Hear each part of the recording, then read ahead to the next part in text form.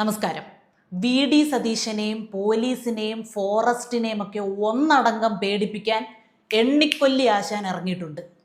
ഫോറസ്റ്റുകാര് police ചമയണ്ട, പോലീസുകാര് ഫോറസ്റ്റും ചമയണ്ട, വിവരദോഷി പണ്ഡിതൻ ചമയണ്ട, കഴിവുകെട്ടവന്മാര് കഴിവുറ്റവന്മാരും ചമയണ്ട. ബാക്കി പറതെറിയാശാനെ, ചിരിക്കട്ടെ. മര്യാദയ്ക്ക് കാര്യങ്ങൾ ചെയ്താൽ മര്യാദയ്ക്ക് നടക്കാം, ഇല്ലെങ്കിൽ മര്യാദകേട് ഞങ്ങൾ സ്വീകരിക്കേണ്ടി വരും. മര്യാദ എന്ന വാക്കിന്റെ അർത്ഥം വലിയ പിടിയില്ലെങ്കിലും അത് വേണ്ടയിടത്തും വേണ്ടാത്തയിടത്തും ഒക്കെ ഉപയോഗിക്കാൻ ആശാന് നല്ലതുപോലെ അറിയാം. മര്യാദയ്ക്ക് നിവർന്നിരുന്ന് ഒന്ന് കോട്ടുവ വിടാനുള്ള ആരോഗ്യം പോലും ഇല്ല എന്ന് ഓർമ്മ വേണേ ആശാനെ. അപ്പൊ ആശാൻ പറഞ്ഞു വന്നത്, മര്യാദകേട് അങ്ങോട്ട് ഞങ്ങൾ കാണിക്കുമ്പോൾ തിരിച്ചും മര്യാദകേട് ആരെങ്കിലും ഇങ്ങോട്ട് കാണിച്ചാൽ അവരെ മര്യാദ പഠിപ്പിക്കാൻ 1 2 3 ഒരിക്കൽ കൂടി എണ്ണാനുള്ള ഒരു 1.5 യൗവനം കൂടി ഈ ജരാനരയിൽ ബാക്കിയുണ്ട് എന്ന് കൂട്ടിച്ചേർത്തുകൊണ്ട് തുടരും ആശാനെ.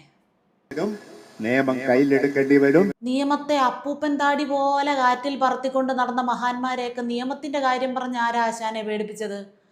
പിന്നെ അന്നത്തെ നിയമമല്ല ഇന്ന്, അന്നത്തെ നിയമപാലകരല്ല ഇന്നത്തെ. നിയമം കയ്യിലെടുക്കും കാലയിലെടുക്കും എന്നൊക്കെ വെറുതെ പ്രസംഗിച്ച് അബദ്ധം ഒന്നും വിളിച്ചു വരുത്തണ്ട. പിന്നെ പ്രസംഗിക്കാൻ അണ്ണാക്കിൻ്റെ അറ്റത്ത് ആ നാക്ക് കാണത്തില്ല, അതാ പറഞ്ഞത്. നിയമം കയ്യിലെടുക്കാനുള്ള ശേഷിയൊക്കെ പണ്ടത്തെ പോലെ ഉണ്ടോ ആശാനെ? അതും കൂടെ ഇടയ്ക്കൊന്ന് പരിശോധിക്കണം കേട്ടോ. ഇതൊക്കെ നിങ്ങളുടെയൊക്കെ വായിന്ന് ഇപ്പോഴും കേൾക്കേണ്ടി വരുന്ന ഞങ്ങളുടെ ഒരു ദുര്യോഗം. കുത്തിക്കൊന്നെന്നും വെട്ടിക്കൊന്നെന്നും ഒക്കെ എണ്ണി എണ്ണി മൈക്ക് കെട്ടി പ്രസംഗിച്ചിട്ടും ഇന്നും ഇങ്ങനെ നിന്ന് തൊണ്ട കീറാൻ നിങ്ങളുടെയൊക്കെ ജീവനും ജീവിതവും ബാക്കി വെച്ചിട്ടുള്ള ഈ നാട്ടിൽ ജീവിക്കേണ്ടി വരുന്ന ഗതികേട് അനുഭവിക്കുന്ന ഞങ്ങളുടെ ദുരിതത്തിന് മേലെ റീത്ത് വയ്ക്കാൻ എന്നാകും ആശാനെ, എന്നാകും? നിയമം കയ്യിലെടുക്കുമ്പോ നിയമം മാങ്ങാത്തലയും തേങ്ങാവാലും ഒന്നും അല്ല കാരണവരെ, മാങ്ങാത്തൊലി. ഈ സാഹചര്യത്തിൽ തേങ്ങാക്കൊല, ഒലക്കയുടെ മൂട്, കപ്പലിൻ്റെ ഓട്ട, കെട്ടതരി തുടങ്ങിയ വിശേഷണങ്ങളും ഉപയോഗിക്കാവുന്നതാണ് കേട്ടോ.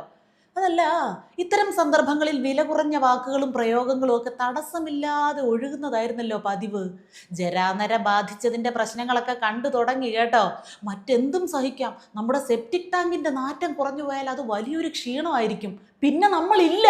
അതുകൊണ്ട് അതൊന്ന് കാര്യമായിട്ട് ശ്രദ്ധിച്ചോണേ. 5-6 തവണ റിഹേഴ്സൽ എടുത്തിട്ട് കവലപ്രസംഗം നടത്താൻ വരുന്നതാണ് ഇനി അങ്ങോട്ട് നല്ലത്. വന്നവരെയും പോയവരെ എല്ലാം നേരിട്ടും പോരിട്ടും ആണല്ലോ പ്രതിപക്ഷത്തിരുന്ന് ഇപ്പൊ ഇങ്ങനെ ചൊറിയേണ്ടി വന്നത്. പക്ഷെ നിർത്തരുത്, തിരുത്തുകയും ചെയ്യരുത്. ഇങ്ങനെ തന്നെ നിങ്ങൾ മുന്നോട്ട് പോകണം. പോലീസ് പുല്ല്, പൊതുജനം പുല്ല്, വോട്ട് പുല്ല്, കസേര പുല്ല്, ചോപ്പ് നിറം ഒഴിച്ച് ബാക്കി എല്ലാം പുല്ല്. എല്ലാത്തിനെയും പുല്ല് പോലെ കരുതിയാണ് ഇപ്പോൾ കരിഞ്ഞ പുല്ലിൻ്റെ അവസ്ഥയിൽ അരഞ്ഞ് ചതഞ്ഞ് കിടക്കുന്നത്. നല്ല ഫ്രഷ് പുല്ലായിരുന്നെങ്കിൽ മാടുകൾക്കെങ്കിലും അത് പ്രയോജനപ്പെട്ടേനെ. ഇതതും ഇല്ല. ഇങ്ങനെ പോലീസ് പുല്ലാണ്, ED പുല്ലാണ് എന്നൊക്കെ പറഞ്ഞ് വിജയൻ്റെ വീട്ടിൽ റെയ്ഡ് നടന്നപ്പോൾ ഒരു പ്രകടനം നടത്തിയ എല്ലാ എണ്ണം ഇപ്പോഴും ജയിലിനകത്ത് കിടന്ന് മൂത്രമൊഴിക്കുക. പിണറായി അല്ല ഇപ്പം നാട് ഭരിക്കുന്നത് എന്ന ഓർമ്മപ്പെടുത്തൽ എല്ലാ അന്തം കമ്മികൾക്കും ഇടയ്ക്കിടയ്ക്ക് ഉണ്ടായാൽ ആരോഗ്യത്തിന് ഉത്തമമായിരിക്കും. നിങ്ങൾക്കൊക്കെ വീട്ടിൽ ഭാര്യയും മക്കളും ഒക്കെ ഉണ്ട്, ഫോറസ്റ്റുകാരനും പോലീസുകാരനും ഒക്കെ. ഭീഷണി ഭീഷണി. ഒരു ഫുൾ ഡയലോഗ് 4 മുറിക്കാതെ ഒറ്റ ശ്വാസത്തിൽ പറയാനുള്ള ആരോഗ്യം പോലും വന്നില്ല. എന്നിട്ടും ഈ വക കലാപരിപാടിക്കൊന്നും യാതൊരു കുറവുമില്ല. എന്ത് കണ്ടിട്ടായി ഈ നെകളിക്കുന്നതെന്ന് മാത്രം ഒരു പിടിയും കിട്ടുന്നില്ല കേട്ടോ.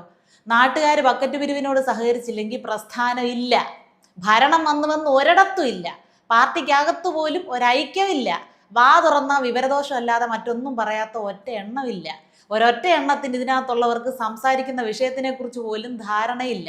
പിന്നൊരു കാര്യമാണ്, ഈ പറഞ്ഞതൊന്നും ഇല്ലെങ്കിലും എന്ത് വിഷയം ഉണ്ടായാലും അതിനെപ്പറ്റി മുക്കാനും മൂളാനും റെഡി ആയിട്ട് ഇങ്ങനെ കുറേ എണ്ണങ്ങളെ നിയമിച്ചു വെച്ചിട്ടുണ്ട്. നാടൊന്നടങ്കം കാറി തുപ്പിയാൽ എന്താ, നോ പ്രോബ്ലം. കാരണം നോ ഉളുപ്പ്, നോ നാണം. ഞങ്ങളെ അടിച്ചാൽ തിരിച്ചടിക്കും, തമാശല്ല. അടിച്ചാൽ തിരിച്ചടിക്കുമെന്ന് പറഞ്ഞിട്ട് പുള്ളി വലിക്കുക. ഈ പ്രായത്തിൽ ഇതിൻ്റെയൊക്കെ വല്ല കാര്യമുണ്ടോ ആശാനെ? അടുത്ത് എന്തെങ്കിലും ഒരു പ്രശ്നം ഉണ്ടാക്കണം, അതിനുവേണ്ടി ഇങ്ങനെ തപ്പിത്തെരഞ്ഞുകൊണ്ടിരിക്കുകയാണ്. തിരിച്ചടിക്കാനുള്ള കെൽപ്പില്ല എന്ന് മാത്രമല്ല, ഒരടിക്കുള്ള ആൾബലം പോലും ഇല്ല. ഈച്ചയെ ഓടിക്കാനുള്ള ശേഷി പോലും വന്ന് ഒറ്റ എണ്ണത്തിനും ഇല്ല. നാക്കും തേഞ്ഞു തുടങ്ങി. ഇതൊക്കെ ആരോട് പറയാൻ? പിന്നെ ഒരു കാര്യമാണ്, CPM-ന്റെ പതനത്തിന് മുഖ്യ പങ്ക് വഹിച്ചിട്ടുള്ള ആളുകളാണ് ഇവരൊക്കെ ഇനി കുറേ കാലം കൂടി ആയുരാരോഗ്യ സൗഖ്യത്തോടെ ജീവിച്ചിരിക്കണം. ഇപ്പം നിലവിലുള്ള സീറ്റുകളും കൂടി ഇല്ലാതാകണമെങ്കിൽ ഇവരൊക്കെ ഇങ്ങനെ തന്നെ തുടർന്നേ മതിയാകും. പിന്നെ ഇവരുടെയൊക്കെ ഈ കണ്ഠക്ഷോഭം കേട്ട് പുളകിതരായി തല്ലാനും കൊല്ലാനും ചാവാനും റെഡിയായിട്ട് ചാടി ഇറങ്ങുന്ന പാവം അടിമകളോട് ഒന്നേ പറയാനുള്ളൂ, അങ്ങനെ ചാടി ഇറങ്ങി ഒരു ബാച്ചാ നേരത്തെ പറഞ്ഞതുപോലെ ജയിലിൽ കിടക്കുന്നത്. പിണറായി വിജയൻ ഉൾപ്പെടെ ഒറ്റ എണ്ണം ഇതുവരെ തിരിഞ്ഞു നോക്കിയിട്ടില്ല. ഇതിനേക്കാൾ ഭീകരമായിരിക്കും ഇനി മുന്നോട്ടുള്ള അവസ്ഥ. ഇവർക്കൊക്കെ ഇങ്ങനെ നിന്ന് പ്രസംഗിക്കാൻ മാത്രമേ വശമുള്ളൂ. തല്ലുകൊള്ളാൻ അടിമകൾ തന്നെ വേണം. നിങ്ങളുടെ കുടുംബവും ആരോഗ്യവും നിങ്ങൾക്ക് പ്രധാനപ്പെട്ടതാണെങ്കിൽ മാത്രം ഈ വിവരദോഷികളുടെ നാവിൽ നിന്ന് ഊരിപ്പോകാൻ ശ്രമിക്കുക.